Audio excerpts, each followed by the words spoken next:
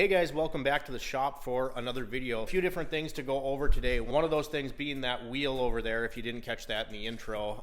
Those are going to be for the B2000. It's a set of wheels I've always wanted, and they actually come off like a 2005-ish Escalade. So I always wanted a set of those on the mini truck, but they're going to prove to be quite a challenge. We got this Dodge Ram in the shop right now, and we landed a massive deal this week. I'm super stoked, you guys. So long story short, there's a small independent used car dealer in town, similar to our setup, one-man show, and they contracted us to do all of their details. So the first month it's going to be a little hectic with scheduling, because obviously I'm not going to give up all of my mechanical customers and private detail customers, but they want me to do between 10 and 15 cars a month. This is the third one, so it's a really slick deal. I just drive over there, go pick it up, bring it to my shop. Then when I'm done, drive them back and pick up the next one if there is another one to do. So this one's going to get a full detail, and I wanted to show you something that's common on these trucks, the F-150s, Silverados, pretty much any of the American-made full-size trucks. It's a really super annoying problem, so let's climb up on this thing and show you what we're dealing with.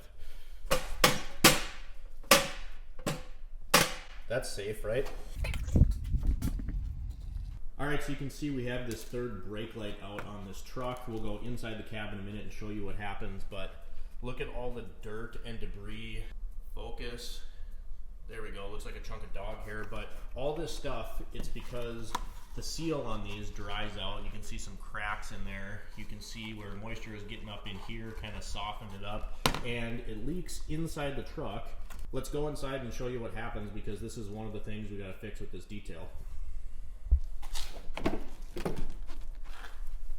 Going to be kind of hard to see in here, you guys, but look at that water damage in the headliner. It just looks nasty, and if you're selling something, obviously you don't want this nasty stain up there. Our steamer is going to get that out, but that all comes from this issue with the third brake light. I should note that that issue can also come from the back glass, but when I pulled that lens off of there, there was water sitting in it. So I already dried it out and cleaned it up. We'll reseal that for this guy, so that after we take our steamer and detail this thing and get the headliner looking good again, it's not going to be a reoccurring issue, because I've had this happen to trucks that I own, and it's super annoying. One of mine was even so bad, I believe it was my 06 F-150, and I'd be driving around. If it was storming, like downpouring out, you could actually hear the water hitting inside the back of the truck. So not ideal, and if I'm going to go through the effort of making this headliner look good again, I want to make sure I take care of the problem. So we'll get that done. These are the wheels that you saw in the intro of the video.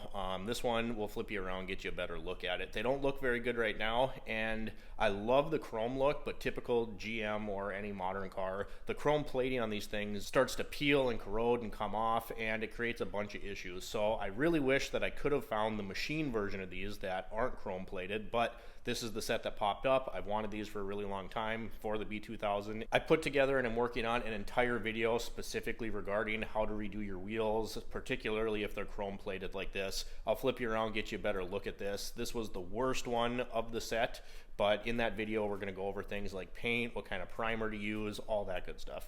So this wheel here, obviously we've already worked on. This is bare aluminum, and you can see it kind of looks dirty and grainy. That's because after I did most of the heavy work, you know, you can see it up in these areas, that's all paint, because I just did a quick test run and shot some paint on these just to see how these transitions looked. But you can see right here, this is the aluminum and this is the chrome plating. So essentially it's really smooth now, you can see that, but it was peeling from here up to this point. So this was all chalky white corrosion, you know how aluminum gets. And again, right now, this isn't corrosion that you're seeing on all of this. It's old paint that I'm stripping off. So it's really kind of unfortunate that these things were chrome plated and not in good shape, because you have to pay to get them de-chromed or do it mechanically like this. So I wanted to make a video showing you how you can do this yourself, and obviously not everybody can de-chrome things. So it's going to take some time, but you can actually make these look really good. And in that video, we're going to show you step by step how I do it, you know, what tools we use. Just kind of wanted to show you, you know, the starting point here. Once I get the primer that I have ordered and I'm able to finish one, then we'll go over on the other three and kind of show you how it's done. Here's the other three, and like I said, that was the worst one, but you can see all this chrome peeling off. Up in here, there's a bunch of corrosion, so you can do it. It just takes a lot of time. If I flip this thing up, see this?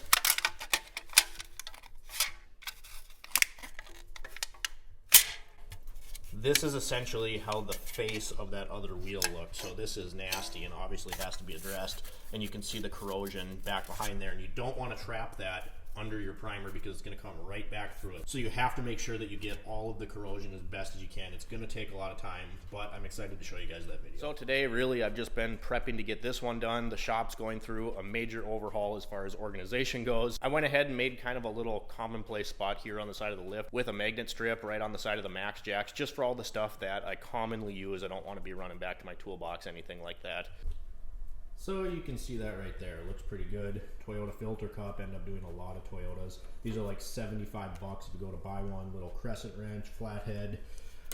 This basically just for batteries. This is a little Icon guy, and I'm not going to say that Icon is as good as my Snap-on stuff or anything like that, but I've been really impressed with the Icon stuff that I have, so I keep that one there.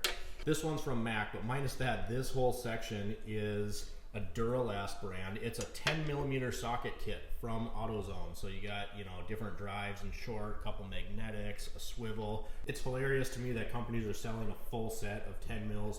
This guy, this is like a $200 Victorinox Swiss gear multi-tool, and that sounds ridiculous, but this is one of the best needle noses I've ever used. So I got this for free from somebody at a job that I had in college, actually, so that was kind of cool. I've had that thing for a long time. But yeah, so we're just hanging out, prepping, getting stuff ready for Monday. It's the weekend right now. Slowly but surely, we're getting the whole shop organized to the way I want it. Don't look at that area right now. So like I mentioned before with the wheels, we're going to go over, you know, that whole process, but I did go pick up this Bauer little belt sander. The reason I bought this one, picked it up from my local Harbor Freight, was because this was 40 bucks. Right? I'd love to have the M12 Milwaukee, but it was $250, and I'm not doing wheels all the time, so just helps to get like in between the spokes, stuff like that. I've been using this for a few weeks, and it's really loud. That's really the only complaint I have about it. It seems to be built pretty well, but that does bring up, you know, an interesting point regarding Harbor Freight tools, and that is, you know, this is the Bauer line, which is relatively new. I wouldn't necessarily call it a new line of tools from Harbor Freight at this point, but they're slowly phasing out all of their Chicago electric stuff and switching to the Hercules, the Bauer, you know, that kind of thing. And I don't really know how I feel about that yet, and I'm going to give you one example, and that is going to be this Chicago electric guy. You can see it's kind of the standard colors that they had for a lot of years. Again, this is kind of like the older Harbor Freight now. This is a DA I use when I do paint correction, stuff like that, and this has been a really good tool. I've had this for like 6 years. From what I've seen of reviews of the new Bauer units, everyone's saying that the Central Pneumatic stuff is better. And actually, when I first moved into this shop, someone across the way from me, another business, threw away 2 Bauer vacuums, 2 shop vacs. So me being a pack rat, I was like, maybe I can fix these things. I'll show you what they look like now. They are now just shop buckets. You know, kind of convenient, have wheels when I'm doing details and stuff like that. I couldn't fix them. I couldn't fix them because the head on the top of the unit, you know, a shop vac, something like that, you can actually take them apart and fix resistors, anything like that. These Bauer units were completely sealed. There was no screws, no way to get at the motor, and they were completely burnt out. Or if it was a resistor, there was no way to get in there and fix it. So that sucks. You know, if you have a shop vac, like my actual shop vac here, you can take these apart, you can get in here and replace little things, resolder connections if you need to. You can access that stuff. On these Bauer vacuums, you couldn't do that. So if all their tools are going to be like that, and I understand we're talking about Harbor Freight here, but even that DA I showed you, I've taken that apart a few times and re-greased stuff. It was serviceable. If Harbor Freight's going to be pushing these new brands that you can't take apart, you can't tinker with, you know, basically throw away once you're done with it, I don't know that I want to be a big part of that. So I think that'll be interesting to see where Harbor Freight goes with that. When I got the belt sander, that was really the only option. There was no central electric, you know, the old style Harbor Freight stuff. I couldn't get anything like that. And once again, I was super impressed with that DA. I don't know how this thing's going to hold up. And I'd imagine that if I have to start screwing around with it, I'll just chuck it in the trash and go buy a new one. You know, I didn't buy the warranty. I don't believe in extended warranties. I don't like them. So yeah, I guess we'll see, you know, figure out where that goes. But so far it's been good to me.